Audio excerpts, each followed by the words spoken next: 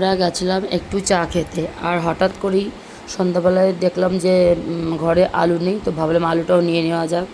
তো আলুটা নিয়ে ওই যে চা খেতে গেছিলাম। আর আমার মেয়ে ওই ব্রেড লাগানো টোস্ট, ওই কী টোস্ট ফোস্ট বলে এগুলো, তো এগুলো খাবে আমার মেয়ের বায়না। তো আমার মেয়ে চা খেতে গেলে ওখানে গেলেই ওই এই এই টোস্ট খাওয়ার বায়না করে। তো আর আমার ছেলেকে বললাম খাবি নাকি টোস্ট, বললো না আমি খাবো না, তো আমি চা খাবো। তো ও হলো, আমার ছেলে হলো আমার মতো চা লাভার, চা খেতে ভীষণ ভালোবাসে।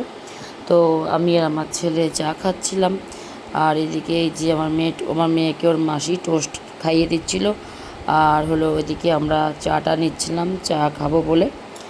আর হলো তারপরে আমার মেয়ের আবার বায়না যে চিপস খাবো টোস্ট খাওয়ার পরে।